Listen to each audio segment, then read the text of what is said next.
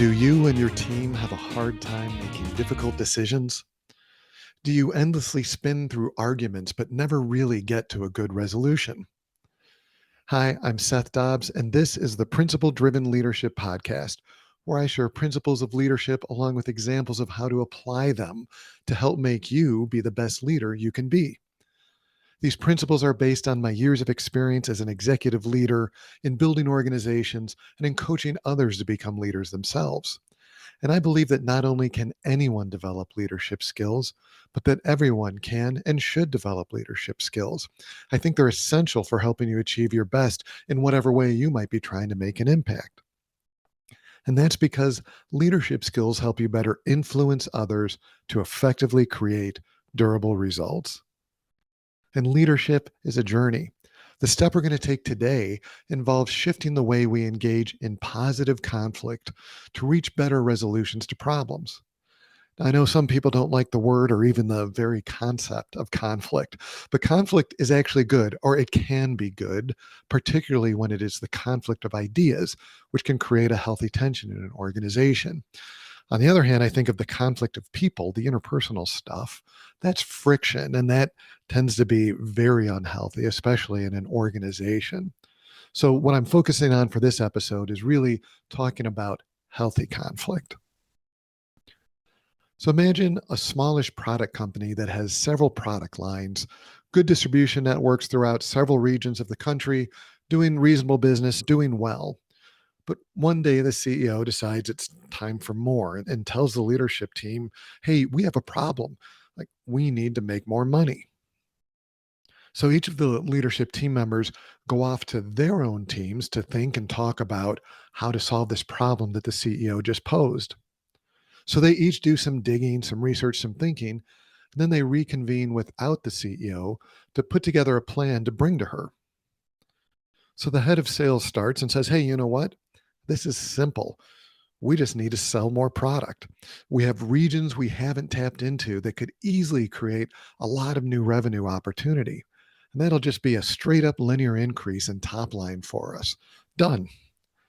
Well, the head of operations manufacturing chimes in and says, it's not that simple.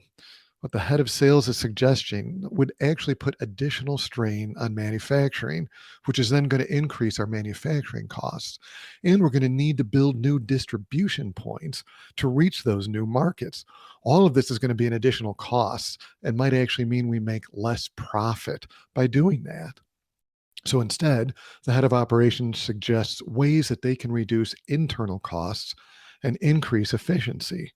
And that's going to result in more bottom line margin through all the existing sales channels that they have. So the head of sales voices concern that this risks reducing the quality of the products, which could have a negative impact on sales, therefore reduce revenue. So the head of product then finally chimes in and says, you know what? Both of you are wrong. What we need to do is introduce a new product line into the existing markets.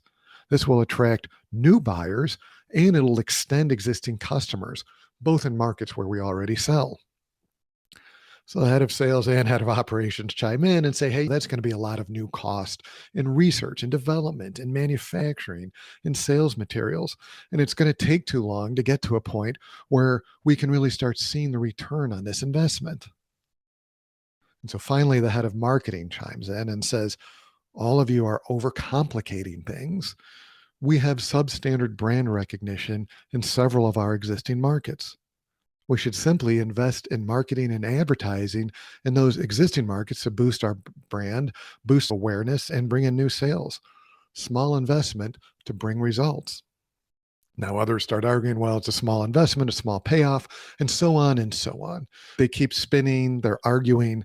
They can't really resolve this. They can't converge on a solution. In fact, this conflict is leading to paralysis while the clock is ticking to solve the CEO's request. So this is a simple example of what I've seen as typical swirl in many organizations. I'm sure you've experienced something similar where everyone has a different opinion and there seems to be no way to resolve things. Now, we want these different opinions as leaders. Everyone in the scenario and in your scenario likely are bringing an important and different lens into the discussion. But if you look at this example, you can see that this group is going to struggle to resolve this conflict. They are just arguing about these solutions. And the problem and why they're not going to resolve it is that the conflict is not actually about those solutions. So the principle here is that conflict is rooted in solving different problems. I think this is one of the most subtle roadblocks in problem resolution. Healthy conflict, the conflict of ideas, typically actually appears as the conflict of solutions. Or said another way, we experience conflict when you're talking about solutions, but the cause of the conflict is that you're actually typically trying to solve different problems and or are using different assumptions.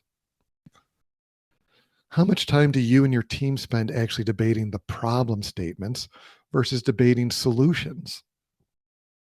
So ideally, your team, your organization is structured to bring different skills, different viewpoints, backgrounds together. This is good. You want these different lenses brought to bear, bring divergent thought, which then ideally you converge.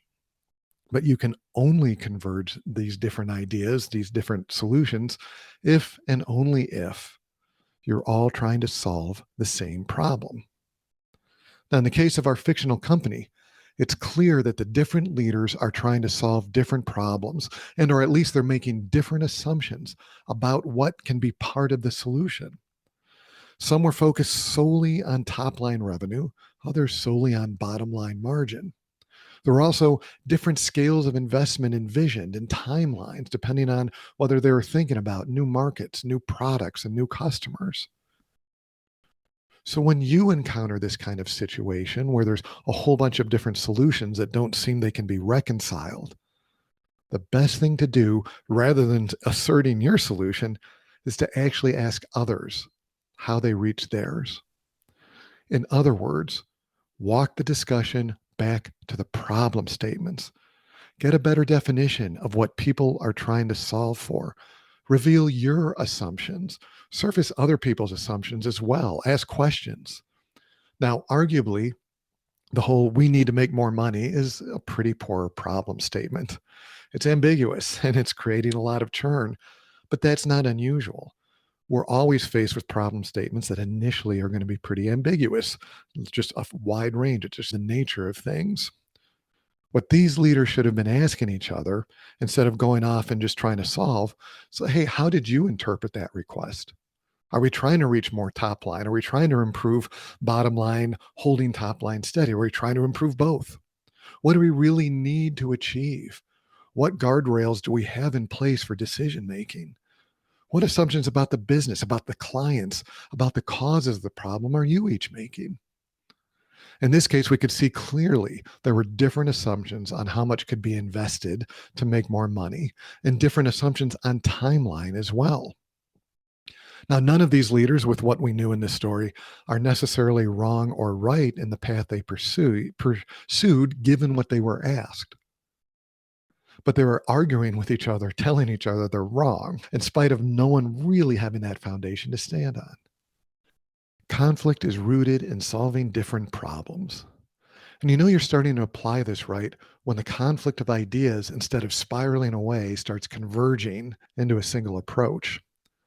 So if you hit a point of churn like I just described, drive new conversations, find out what outcomes everyone is trying to achieve, clarify what outcomes they should be trying to achieve, clarify the problem that they're trying to solve. At this example company, they should have been asking that. How do we resolve these different views?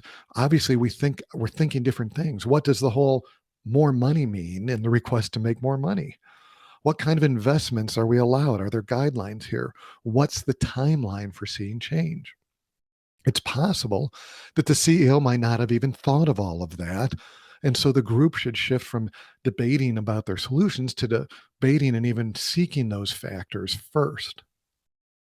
Because if you can get alignment on a deeper problem statement, clear assumptions and constraints, the outcomes you are trying to reach by resolving this problem, the team can now shift back to debating resolution much more effectively. They'll now have a means of alignment that drives them into convergence. The scenario described what I consider healthy conflict. It was about ideas, not about people. But in this case, it was the conflict of solutions, which is often not a productive form of conflict, even though it's not unhealthy. That's why you need to push the conversation back to the problem statement to make sure the conflict is not only healthy, but productive in moving forward. And ideally, as a leader, you should stay in front of this and try to prevent poor understanding of the problem to begin with that leads to that kind of unproductive conflict. Now, all organizations and teams will have some form of conflict periodically. In fact, again, by design, you should be having different points of view, depending on the type of work that you're doing, to have some level of conflict that can get resolved. There's always problems that need resolution. And so spending energy on getting clarity of what the problem really is time well spent. The more that your team can see that together, you all can take a path from divergent solutions rooted in divergent problem statements to converge on problem and then ultimately get to convergence on solution, the more eagerly your team's going to embrace the spirit of ongoing problem resolution. There's going to be a greater willingness to embrace reality when your team sees the benefit of doing so. So a certain amount of conflict is natural and again, desired. You should, as a leader, want to hear different ideas, different approaches, different points of view. In fact, you should hire and coach to ensure that this is happening in your organization because better problem resolution comes from a diversity of thought. And harnessing all the strengths and the different views of your team in a productive way requires rallying around clear problem statements to bring those differences together. Now, getting there can be hard. Sometimes you do need to let the conflict of solutions, unproductive as it might be, to occur, to spin, to surface some of the unspoken assumptions and the different thinking around the problem itself. Just be sure to rein it in before it really turns into paralysis or anger and personal conflict, and bring the discussion back to clarifying the problem. Listen to the discussions, the debate, understand what people are saying, and then help reconverge. So think about what your team gets involved in. How are they interacting with each other? What type of arguments, discussions, conflict is happening? Do you think in any given situation that they all have the same understanding of the problem that you're trying to solve? Ask them. Ask people to discuss their assumptions. Ask people what outcomes they're trying to reach when you see some of this spiraling. And when you see that happening, how can you get everyone back to that common ground and reset the conversation to become productive? Thanks so much for joining me. Please subscribe and share with a friend if you liked it. And join me next time where I'll talk about shifting the way we engage with others by focusing less on having all the answers and more on asking the right questions.